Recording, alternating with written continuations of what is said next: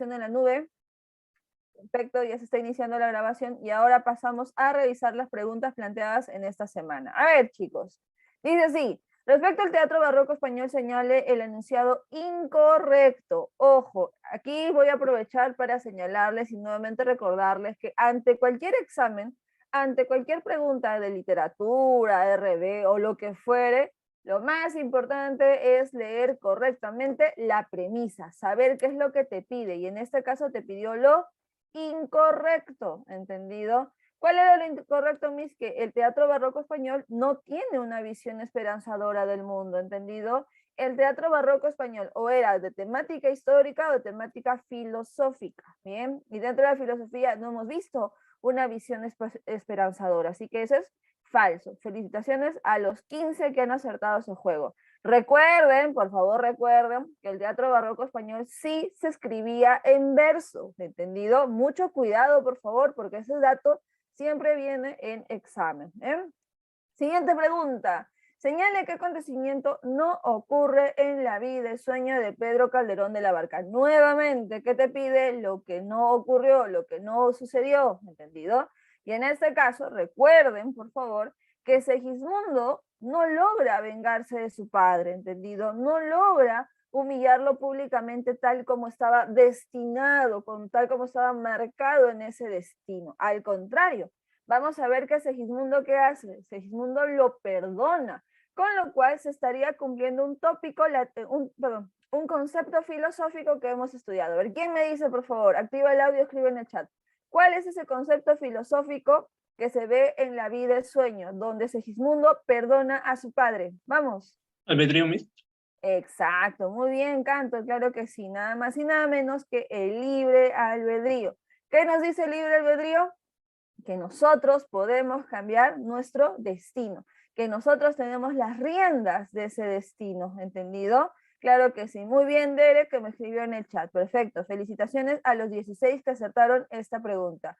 Última pregunta, que es con respecto a relacionar obra con su respectivo tema. Si hablamos de esta lucha entre lo ideal y lo material, recordemos que estamos hablando del tema del Don Quijote de la Mancha, donde lo ideal lo representa el Quijote y lo material, pragmático, que también se le dice, representa Sancho Panza.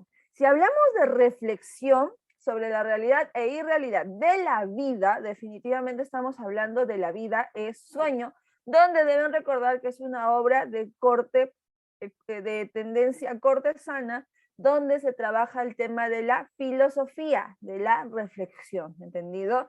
Y por último, si hablamos del honor villano, estamos hablando pues de la obra teatral Fuente de Juna. Queridos chicos, ¿quién mató al comendador, por favor? Actívame el audio, escribe en el chat. ¿Quién mató al comendador? Fuente Ovejuna lo hizo, señor. Perfecto, claro que sí, muy bien. Fuente Ovejuna lo hizo, señor. Claro que sí, muy bien. Acá me escriben Fuente Ovejuna, me mandan loquitos de ovejitas todavía graciosos, ¿ah? Muy bien. Bien, chicos, vamos a iniciar entonces nuestra clase del día de hoy. A ver, voy a cerrar esto un rato porque si no se me lajea la computadora. Ahí está, perfecto. Vamos entonces a compartir pantalla y mientras que voy ubicándome, atentos a lo siguiente. Les he enviado en el chat las claves de la semana número 7, así como el link de acceso a la plataforma Quizzes para que resuelvan las 10 preguntas de esta semana que está programada hasta el día domingo. ¿Entendido? Tienen bastantes días para poder repasar. ¿Bien? Y también les estoy enviando enlaces adicionales sobre el contenido que vamos a ver el día de hoy. Chicos y chicas, por favor, recuerden que este domingo toca la práctica de literatura, donde van a venir a lo mucho 6 preguntas de nuestro curso. 6 preguntas que se basan desde la semana 1 hasta la semana 8, ¿entendido? Y espero, por favor, que repasen en estos días, recuerden todo lo que hemos visto en clase, repasen y practiquen mis palabras clave, los conceptos que les he dicho que anoten y todo lo demás, ¿entendido? Yo sé que este salón es sumamente bueno, aquí tengo grandes expertos en literatura, por más que sean ingenieros o se conviertan en ingenieros en su futuro, ¿entendido, chicos? Y espero, si ustedes se esfuerzan, sacar 20, ¿bien? Practiquen, por favor, y vuelvo a repetir, de hecho, que va a venir una pregunta de fragmento de obra, así que no sé cuál será, pero por favor practiquen también ese tipo de ejercicios que son fragmentos de obras, ¿bien? Durante las semanas les he estado avisando ahí, así que ya toca el momento en este domingo. ¿Entendido, chicos? Muy bien. Ahora sí, vamos a trabajar el tema número 8, que sí o sí va a entrar al examen de literatura. Ojo, queridos chicos, no piensen que no. Sí, ¿ah? Me dice aquí, estuve viendo exámenes pasados y viene fragmentos de obra y a qué autor corresponde, como que obras no pertenece y así pertenecer a un autor específico. Exacto. Muy bien, Canto, muy bien. Bien, chicos, vamos a comenzar, por favor, y les pido también que participen mucho en esta clase activando su audio o escribiendo en el chat. Bien. Hoy, queridos estudiantes, nos toca seguir hablando de literatura española y vamos a ubicarnos más que nada a las dos últimas generaciones que corresponde a esta literatura, que es la generación del 28 y la generación del 27. Pero primero tenemos que hacer nuestra línea de tiempo, tenemos que recordar nuestra línea de tiempo y ubicarnos en algún punto de la historia. Recuerden, por favor, que después del siglo de oro que hemos estudiado ya en 2 semanas de clase, deben saber que no se dio la generación del 98 así seguidito, no, sino que va a haber un salto del siglo de oro hasta el año 1898 donde se da, ¿entendido? ¿Por qué, Miss? ¿Por qué hemos hecho ese salto? Porque recuerden que el curso de literatura no abarca todos los temas ya debido al poco tiempo que tenemos, ¿bien? Entonces, solamente para aclarar, les comento, después del siglo de oro, vamos a ver que en el siglo XVIII, más tardar, se va a dar el neoclasicismo. Este neoclasicismo va a tener como palabra clave el fin didáctico. Miss, ¿qué es el fin didáctico? Eso sí, anoten, por favor. El fin didáctico significa enseñanza, ¿entendido? ¿Qué quiere decir? Quiere decir que las obras literarias tienen como objetivo tener eso, una enseñanza, ¿bien? Por eso es que en el neoclasicismo vamos a ver que nace y se desarrolla con más detalle esta especie narrativa llamada fábula. ¿Por qué? Porque una fábula es una narración breve que al final, ¿qué tiene, chicos? A ver, ¿quién me dice? ¿Qué es lo que tiene al final una fábula? Moraleja.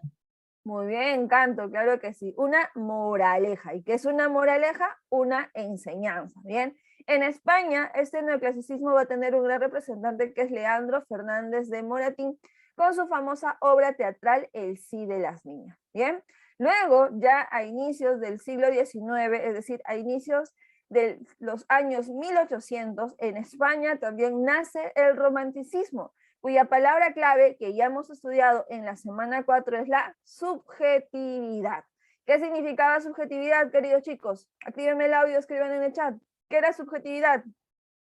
Pasión sobre razón. Perfecto, Jefferson, muy bien. La pasión sobre la razón. Y en España, el que va a desarrollar esa subjetividad es nada más y nada menos que nuestro amigo Gustavo Adolfo Bécquer con sus famosas rimas y leyendas, ¿entendido? A ver, te voy a lanzar una rimita para que veas la subjetividad y sobre todo se lo dedicas a tu tóxico o a tu tóxica, que dice así: por una mirada, un mundo; por una sonrisa, un cielo; por un beso, ay, no sé, yo no sé qué daría por un beso. Ahí está. U otro que dice, ¿no? Hoy la tierra y los cielos me sonríen. Hoy llega al fondo de mi alma el sol. Hoy le he visto y me ha mirado. Hoy creo en Dios. Ay, Dios mío, le doy mi vacante, me dice acá Jesús. No, la vacante se respeta, queridos chicos, la vacante es sagrada. No regalen las vacantes, por favor, no regalen. ¿Bien? Muy bien, entonces, este romanticismo, ¿cuándo va a terminar? En el año 1898, que da inicio, pues, a la generación del 98. ¿Bien? Anoten, por favor, ¿cuál va a ser la palabra clave de la generación del 98? Ahí lo tenemos. Nada más y nada menos va a ser en este caso, revalorizar España. Repito, palabra clave de la generación del 98 es revalorizar España. A ver, ¿qué entendemos por revalorizar? Recuerden que el prefijo re significa volver a, ¿entendido? Eso quiere decir que se va a volver a valorar a su país de España. La pregunta de millón es, ¿por qué, Miss? ¿Por qué se está buscando revalorizar España? Pues bien, vayamos al contexto histórico, ¿entendido? A ver, para que puedan entender un poquito más qué sucedió en España en el año 1898, basémonos pues un poco en los datos históricos, ¿bien? Primero que nada, queridos chicos, recuerden que en el año 1492, ¿quién llegó a América? ¿Quién descubrió América? Actívame el audio. Colón. Colón, ¿verdad? Cristóbal Colón. ¿Con apoyo de qué? De la corona española. ¿Cómo que don José de San Martín? ¿Cómo? No, no. Cristóbal Colón, queridos chicos. Cristóbal Colón llegó a América y la conquistó, ¿entendido? ¿Y qué va a pasar? Va a pasar que desde el año 1492, aquí en América se va a dar el proceso de colonización, ¿entendido? Donde pues la corona española se beneficia de ¿qué? De sus colonias, ¿entendido? Ya hemos visto este tema, ya les mencioné este tema varias veces, ¿no? ¿Por qué? Porque la corona española va a tener plata como cancha, pues queridos chicos, en su mejor momento, etapa de esplendor, como nosotros llamamos, que fue el siglo de oro, ya que España aprovecha de sus colonias para realizar los saqueos respectivos de oro, plata, cobre y minerales preciosos, va a tener mano de obra barata, no va a pagar ningún salario a ninguna persona de su colonia, ¿entendido?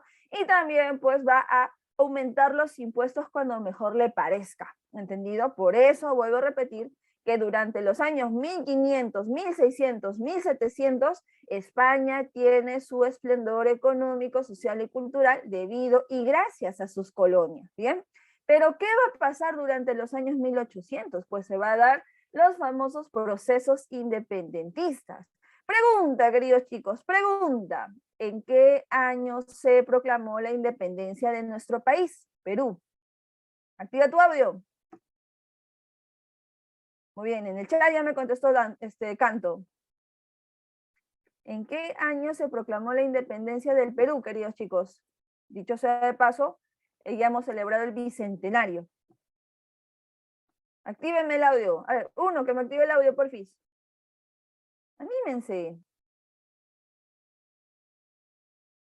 Nadie quiere hablar, nadie quiere activar su audio. 1821, Gracias, Canto, muchas gracias, perfecto. Aquí en el chat todos me escriben, claro que sí, pero actívenme el audio, chicos, atrévanse, ¿bien? Muy bien, en 1821 se proclama la independencia de nuestro país. ¿Y eso qué significó, Significó que a partir de ese momento dejamos de ser colonia de España, ¿entendido? Y por tanto España ya no puede entrar a nuestro territorio para hacer lo que siempre hacía, ¿bien? Ahora, ¿qué pasa? Pasa que el Perú no fue el único que se independizó en esos años.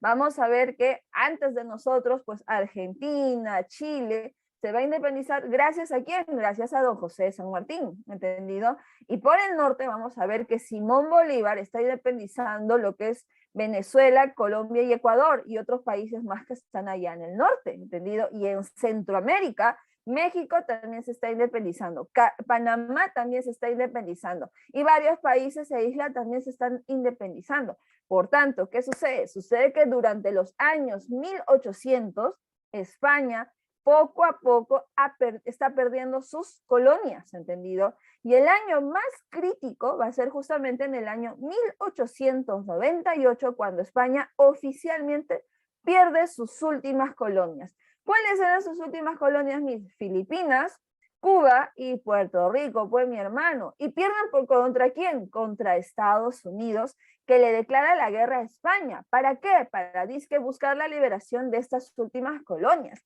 Pero ojo, chicos, ojo, mucho cuidado. Ustedes deben saber, por cultura general, que Estados Unidos nunca ayuda así de gratis, jamás.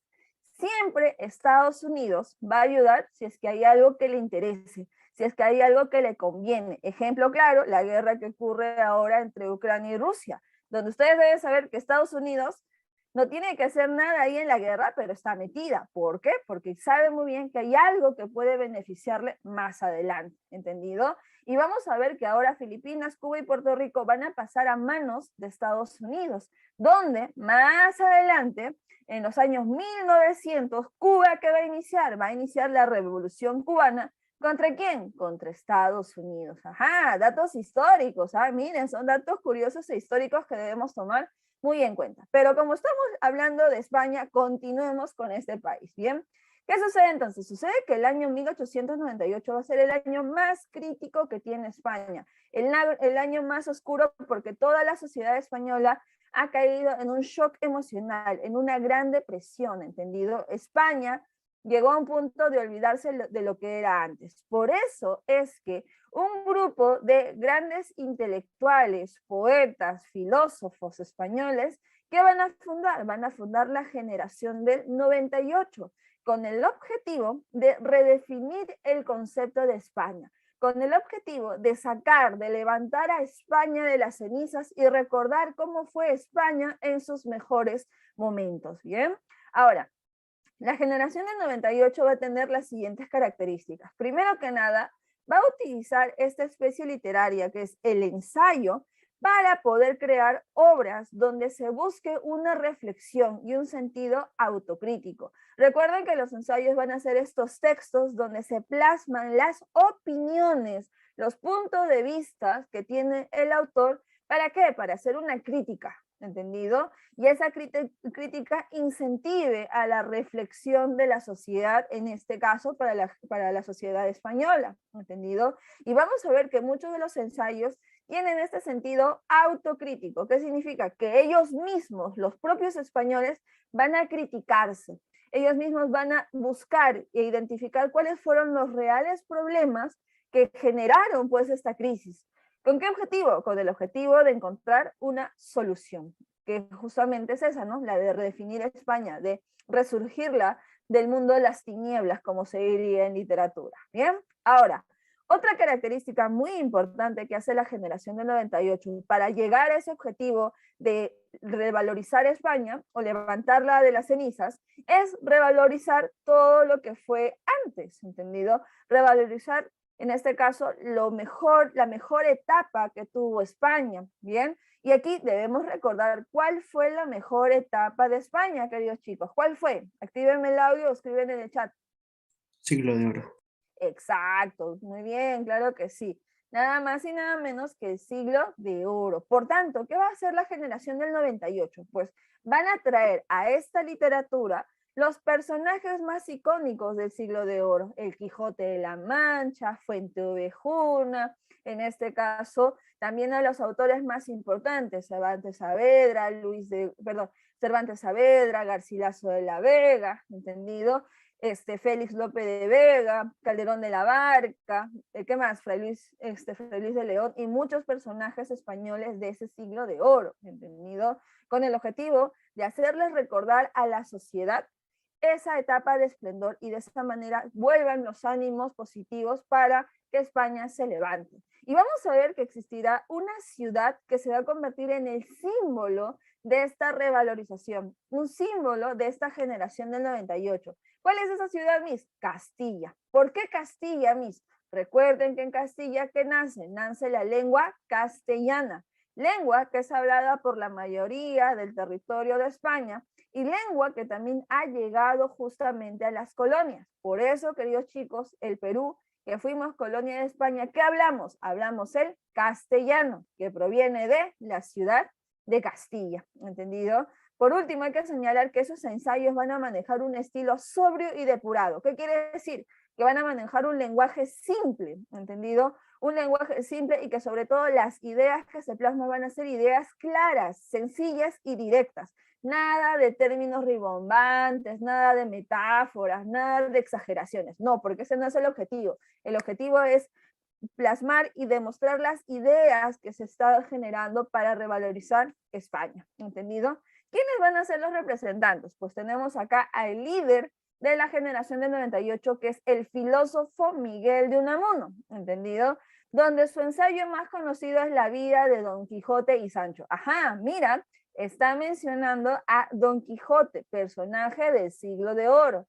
Luego tenemos a Zorín con El alma castellana, haciendo referencia que se menciona a la ciudad de Castilla, y otro ensayo como es La ruta de Don Quijote. Luego tenemos a Pío Baroja con El árbol de la ciencia, Camino de perfección, Ramón del Valle Inclán con sonatas, estilo tirando banderas, a Juan Ramón Jiménez con Diario de un poeta recién casado y su famoso cuentito Platero y yo, donde debemos recordar que Juan Ramón Jiménez, queridos estudiantes, es un autor en transición. ¿Qué quiere decir? Que este autor toma en cuenta la generación del 98 y toma en cuenta la siguiente generación del 27, ya que está en medio de ambas generaciones. Pero hoy, aparte de ellos, vamos a hablar de quién, vamos a hablar de otro representante de esta generación, que es nuestro amigo Antonio Machado, que es considerado el poeta por excelencia de esta generación del 98, ya que en su obra más importante, que es Campos de Castilla, que es un poemario, pues vamos a ver que él lo que hace es describir el paisaje de esta ciudad, el paisaje castellano, como también se le conoce, y sobre todo, pues insertar la filosofía, la reflexión dentro de esta obra, ¿bien? La primera vez que se publicó, queridos chicos, fue en el año 1912, donde vamos a ver que existirán poemas que describen y hablan de la historia de la ciudad de Castilla, ¿entendido? También, pues, un ámbito filosófico. Y luego va a volver a ser publicado en el año 1917, donde ahora se incluirán poemas de corte amoroso. ¿Por qué, Miss? Porque lamentablemente su esposa, llamada Leonora, falleció unos años anteriormente, y es por eso que Antonio Machado, en honor a ella, decide agregar estos poemas de corte amoroso. Por tanto, en Campo de Castilla vamos a ver poemas de corte reflexivo y amoroso. ¿Bien? Ahora, dentro de esta obra el día de hoy vamos a estudiar y analizar dos poemas muy importantes. El primero se llama A orillas del Duero. ¿Qué es el Duero, Miss? El Duero es este río que circula o pasa por la ciudad de Castilla, ¿entendido? Y veamos ahora qué nos dicen los versos y nos habla así. Castilla miserable, ayer dominadora, envuelta en sus andrajos, desprecia cuanto ignora. Espera, duerme o sueña, la sangre derramada recuerda cuando tuvo la fiebre de la espada. Todo se mueve, fluye, discurre, corre o gira. Cambian la mar y el monte y el ojo que los mira. Pasó sobre sus campos aún el fantasma yerra de un pueblo que ponía a Dios sobre la guerra. Ajá, miren, obviamente está mencionando la ciudad de Castilla, pero miren cómo comienza a mencionarla, ¿no? Castilla miserable. ¿Qué quiere decir eso, Miss? Quiere decir que la ciudad de Castilla está en miseria. ¿Qué significa? Significa que está en desgracia, que está destruida. Pero luego hace recordar lo que fue antes, ¿no? Ayer dominadora, o sea, en su pasado, Castilla fue una de las ciudades más importantes de España, ¿no? Ayer dominadora. ¿Qué más nos dice, no?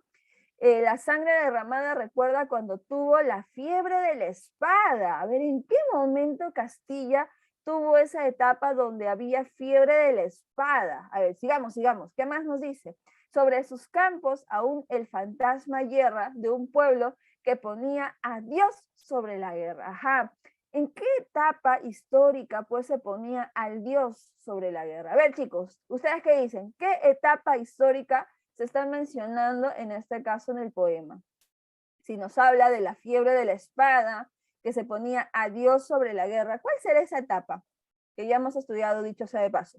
Ajá, muy bien, Jesús, claro que sí, la Edad Media. Entonces, ¿qué estamos viendo? Estamos viendo que en realidad lo que se hace aquí es una revalorización de lo que fue Castilla. ¿Y cómo se está revalorizando? Señalando pues sus momentos de gloria, que fue en este caso la etapa de la Edad Media, donde Castilla pues tuvo en su historia momentos de enfrentamientos, momentos de guerra, ¿entendido? Por eso habla de la fiebre de la espada, y que obviamente eso generaba pues que Castilla era una de las ciudades más importantes de esa época histórica que fue la Edad Media, y que en la actualidad, según el poema, está en miserias, está en desgracia. Entonces estamos viendo que la intención es hacer recordar lo que fue anteriormente la ciudad de Castilla, y eso es una revalorización, ¿entendido?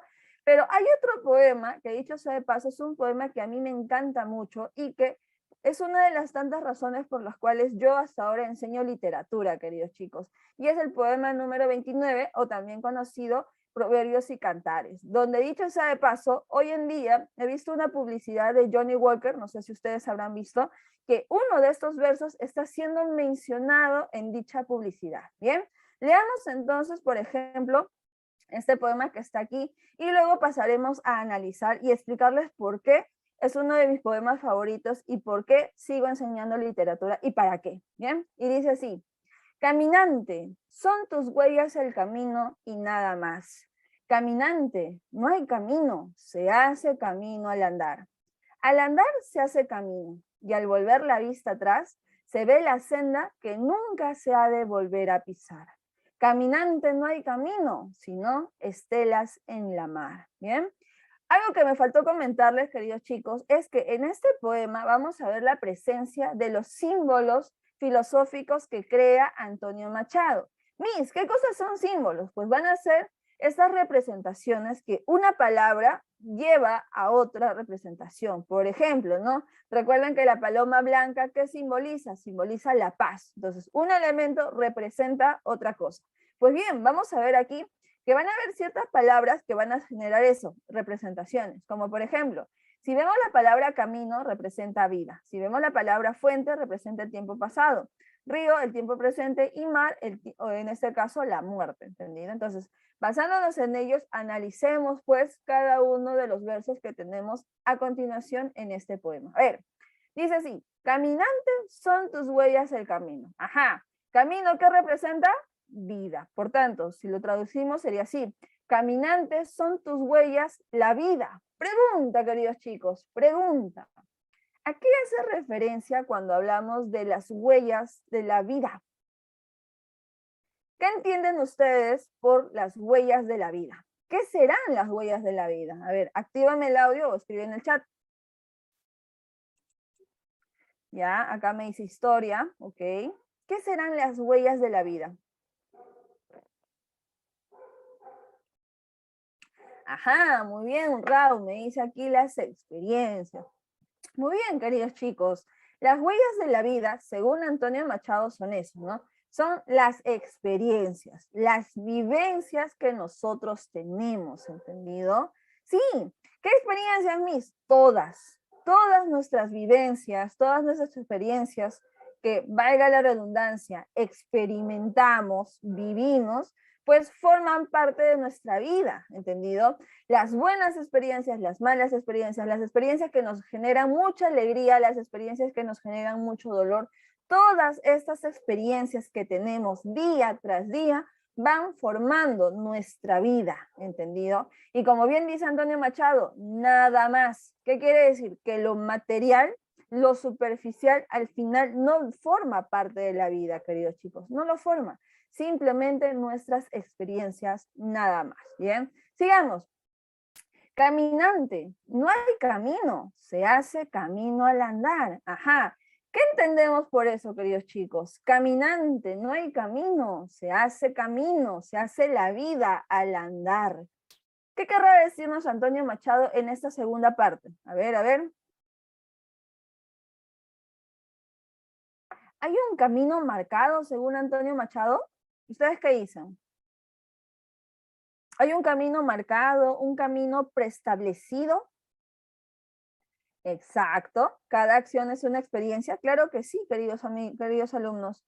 Nosotros hacemos nuestro destino. Muy bien, Jesús. Claro que sí. Miren, ¿ah? Antonio Machado nos dice que no hay camino marcado, que no hay ese camino que nosotros simplemente como seres humanos debemos recorrer. No. ¿Qué nos está diciendo? Que a medida que vayamos viviendo, a medida que vayamos, en este caso, tomando decisiones, creando experiencias, se va formando nuestro camino, nuestro destino. Y eso me hace recordar que en la clase pasada vimos ese concepto filosófico que nos decía lo mismo, que no hay camino marcado, sino que uno tiene las riendas de formar su destino. Chicos, actívenme el audio, escriben en el chat, por favor. ¿Cuál es ese concepto filosófico?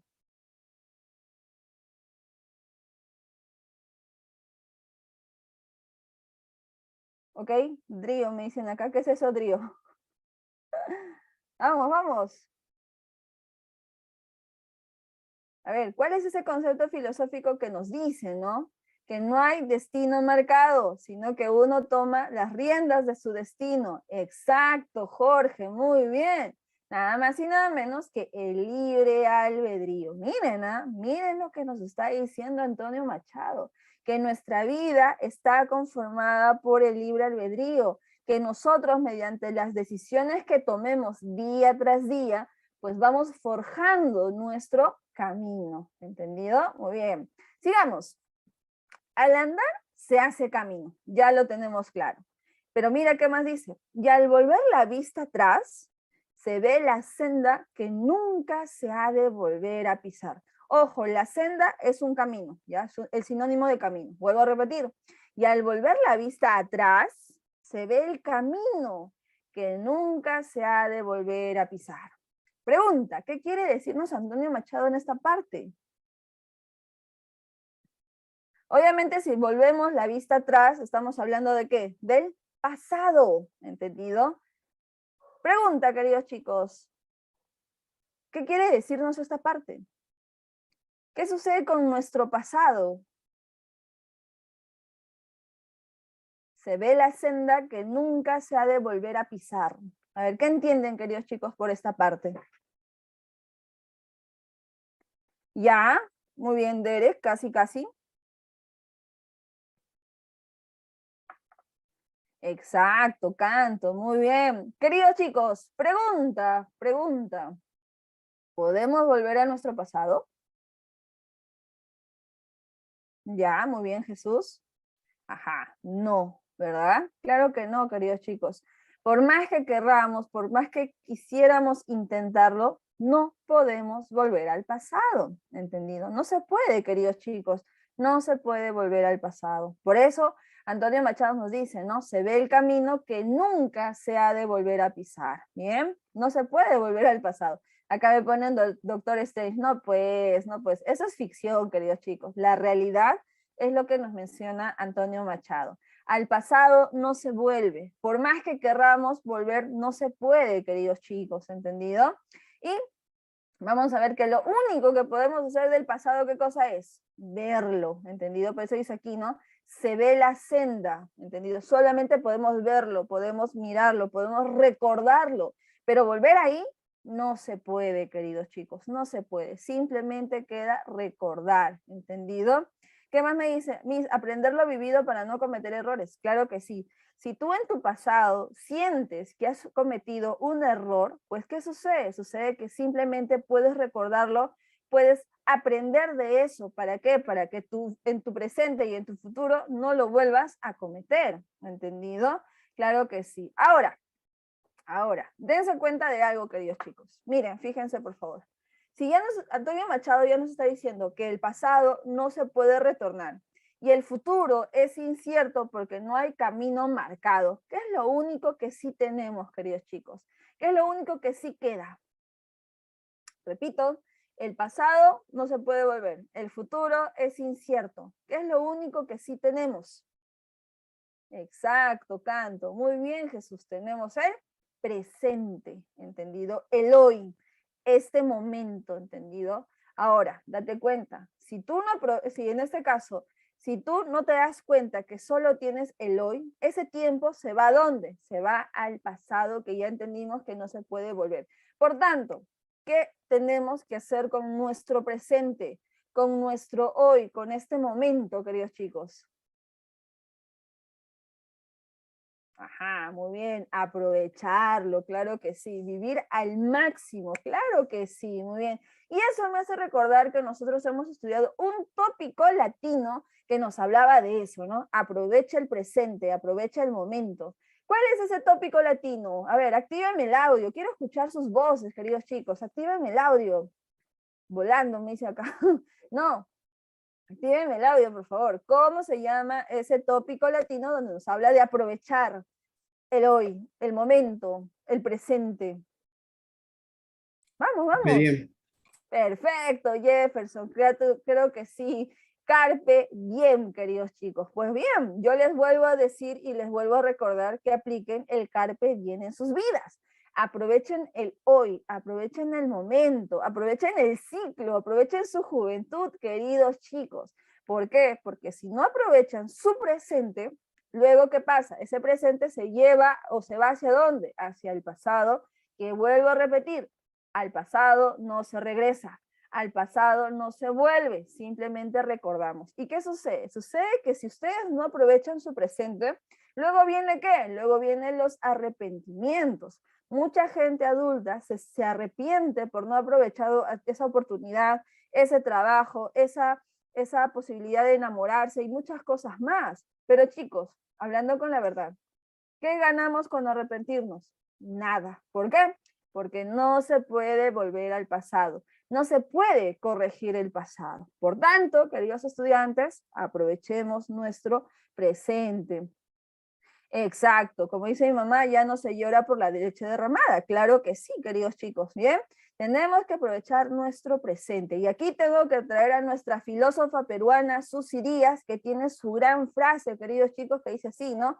Vive la vida y no dejes que la vida te viva. ¿Qué quiere decir? Que vivas tus momentos, que vivas tu presente, ¿entendido? Y no permitas que la vida, con sus problemas, sus caos, todos los conflictos que tenemos, pues te vivan, te absorban, te depriman y muchas cosas más. Carpe diem, queridos chicos, ¿bien? Sigamos, y dice así, caminante, no hay camino, sino estelas en la mar. Ajá, mira, mar, ¿qué simboliza? Muerte. Pregunta, queridos chicos, ¿qué sucede con la vida y la muerte? Eso ya lo habíamos visto en la clase pasada, ¿verdad? Al final, todas nuestras vidas, ¿en dónde terminan? Al final, todas nuestras vidas, ¿dónde terminan, queridos chicos? En la muerte. Como bien les dije en la clase pasada, la última etapa de la vida, ¿cuál es? La muerte. Por tanto, ¿qué quiere decir? Que todos los caminos de la vida, todos, al final, llegamos a ese punto culminante que es la muerte. ¿Entendido? Todos, Todos. Y aquí yo quiero hacerte una pregunta para que reflexiones. No me la contestes, simplemente reflexiones. Si ya te estás dando cuenta que, primero, tu vida solamente está conformada de recuerdos. Segundo, que tú tienes las riendas de tu destino porque tú eres el único que forja ese camino. Tercero, que no puedes retornar al pasado, que el futuro es incierto y que sobre todo simplemente tienes que aprovechar el hoy, el momento, tu presente, tu juventud, tu vida, ¿entendido? Y que por último, la última etapa de la vida es la muerte, pues te lanzo la siguiente pregunta. ¿Cómo quieres forjar tu camino? ¿Bien? Ustedes que son jóvenes, yo sé que todavía no han llegado ni a los 20, la mayoría quizás, ¿entendido? Todavía tienen mucho por vivir. ¿Con qué experiencias, con qué vivencias quieren formar ese camino que tienen y que todavía está chiquito, todavía falta mucho por recorrer? ¿Con qué vivencias, con qué recuerdos? ¿Entendido? Punto número 1. Punto número 2. Cuando estés viejito, cuando estés en tus últimos momentos de vida, ¿qué camino quieres recordar? Un camino bonito, con buenos recuerdos, con momentos alegres y también quizás con recuerdos tristes, pero que forman parte de la vida, o un camino desordenado, un camino crítico, un camino conflictuoso, que al final te genera amargura por haber vivido ese tipo de vida. ¿Qué camino quieres recordar? ¿Bien? Se los dejo, vuelvo a repetir, se los dejo a su consideración, se los dejo filosofando un poco más y la respuesta que ustedes se den, pues es la respuesta que les debe ayudar a ustedes a forjar su propio camino, queridos chicos.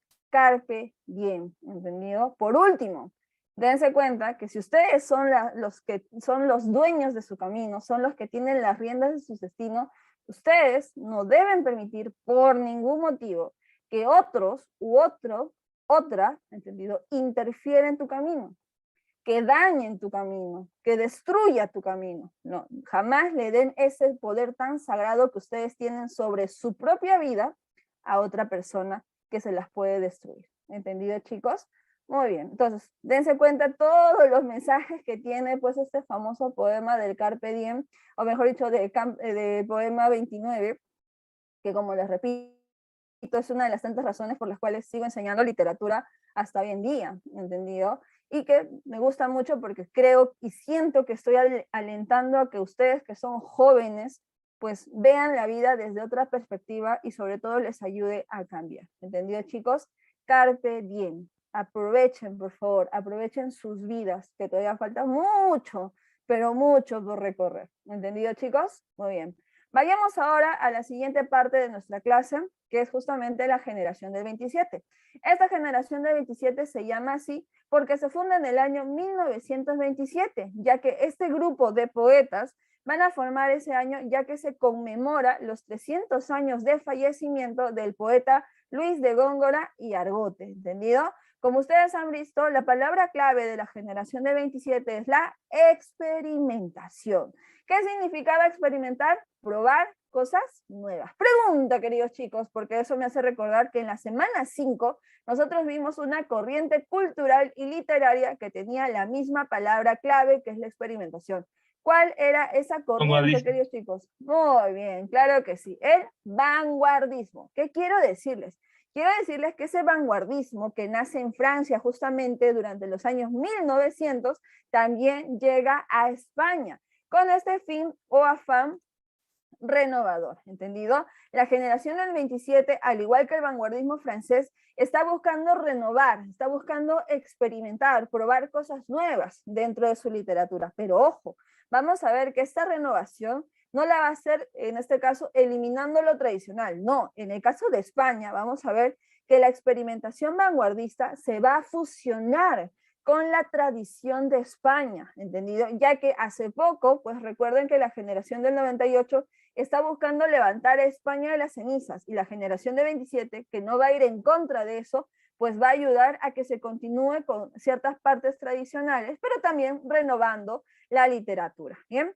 Sí, ahora, si la generación del 98 utiliza al ensayo como esa herramienta de revalorización, vamos a ver que la generación de 27 que va a utilizar la poesía. ¿Por qué? Porque la poesía, queridos chicos, va a ser una especie literaria donde permite mucha más renovación, permite mucha más experimentación, ¿entendido?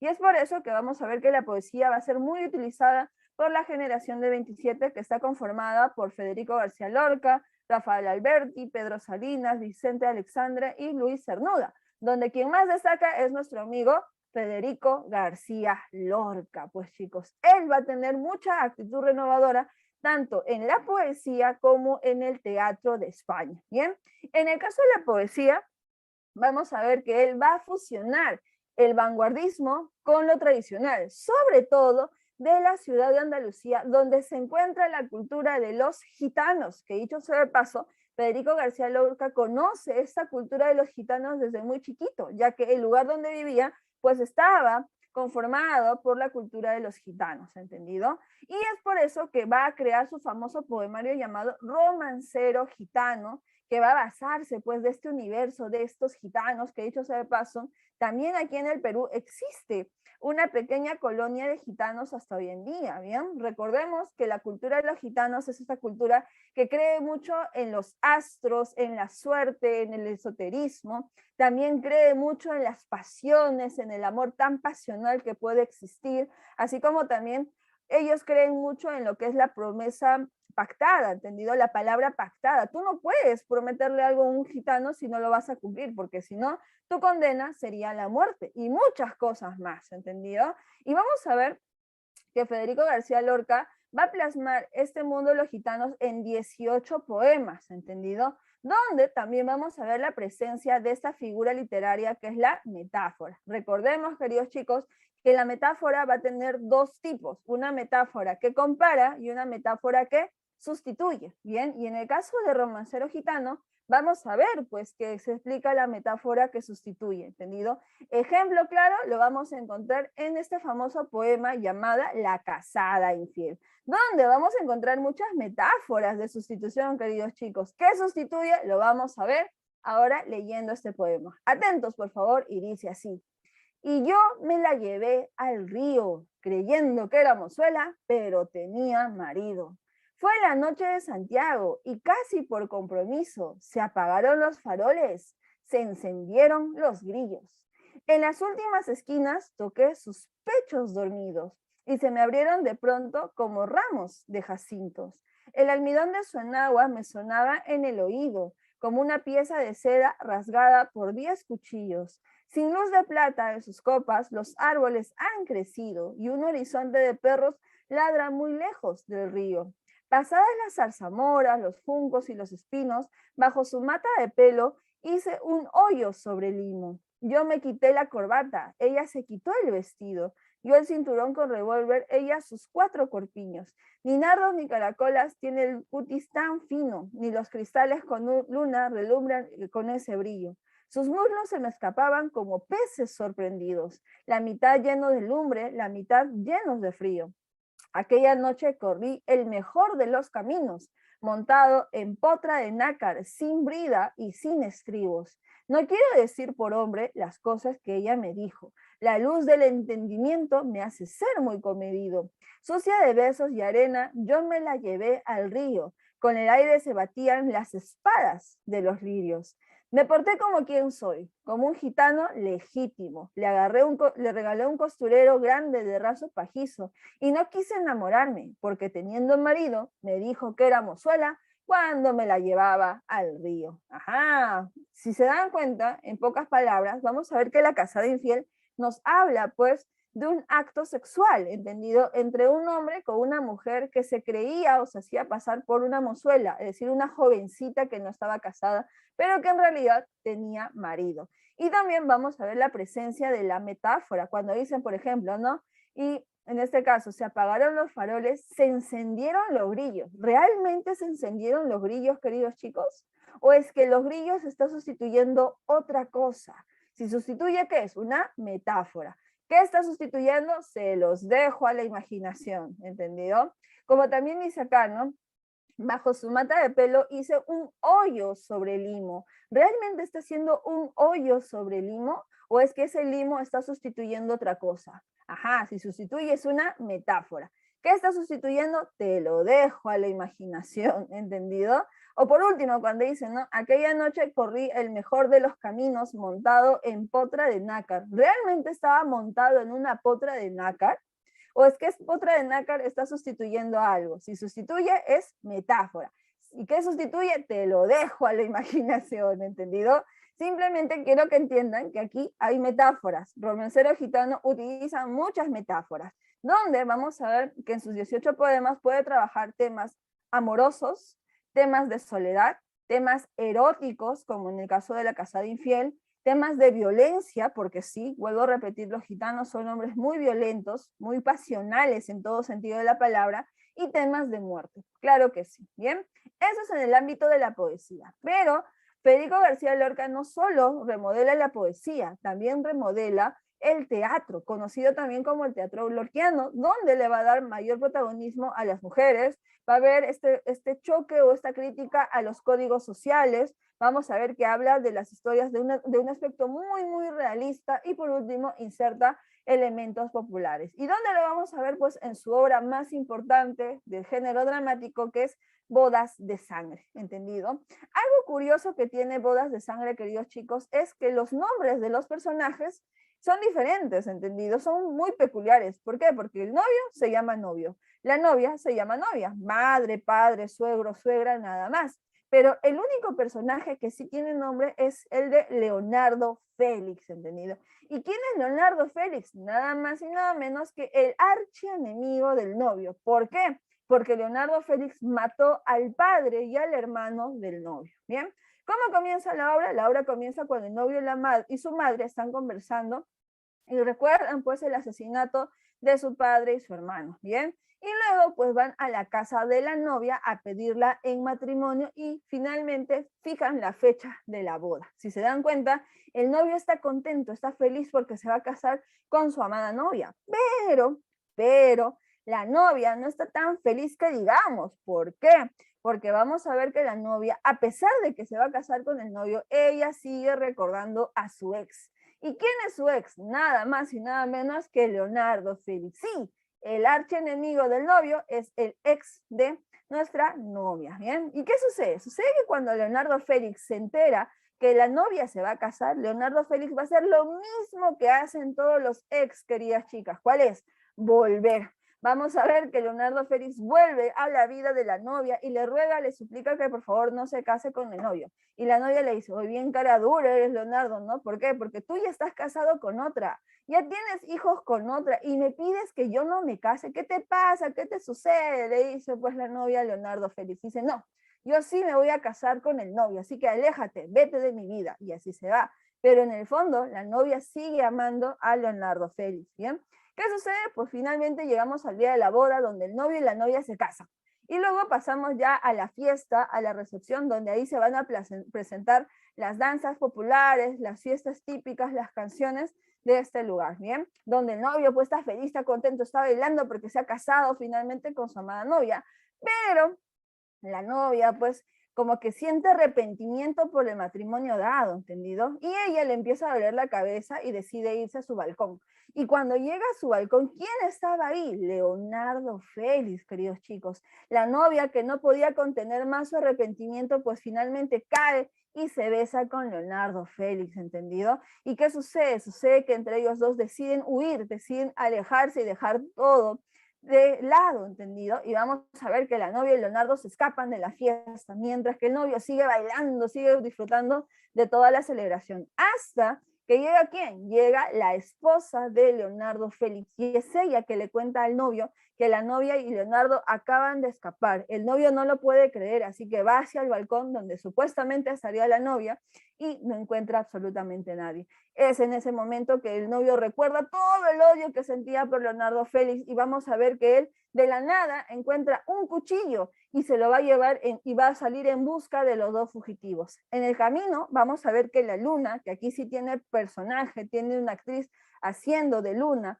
y una mendiga van a ayudar en la búsqueda, donde constantemente la mendiga le dice al novio que presiente la muerte, siente que alguien va a morir, ¿bien? Cuando finalmente el novio encuentra a Leonardo y a la novia, vamos a ver que ahora el cuchillo va a tener protagonismo. ¿Por qué? Porque el cuchillo ahora va a ser la herramienta con la cual va a desencadenar el final, donde vamos a ver que el cuchillo pasa de mano en mano, de cuerpo en cuerpo, da cortes aquí, da cortes allá, donde al final pues vamos a ver que el novio y Leonardo Félix se matan entre ellos mediante el cuchillo y finalmente los dos fallecen. ¿Cómo termina la obra? La obra termina cuando la novia finalmente se queda sola y sobre todo rechazada por su familia y la familia política, ¿entendido? Así, queridos chicos, termina Bodas de Sangre, con un final triste, un final, en este caso tan, pero tan triste, donde también vemos la presencia de la muerte. Así que les hago una pregunta fundamental, queridos chicos. ¿Cuál es la especie teatral donde tiene un final triste y la presencia de la muerte? ¿Comedia, tragedia o drama? Tragedia, Miss. Exacto, Canto, muy bien. Por tanto, Bodas de Sangre, queridos chicos, es una tragedia, ¿entendido? Muy bien. Entonces, queridos estudiantes, eso es todo lo que trabajamos el día de hoy, que dicho sea de paso, también entra en el examen. Bien, voy a detener la grabación.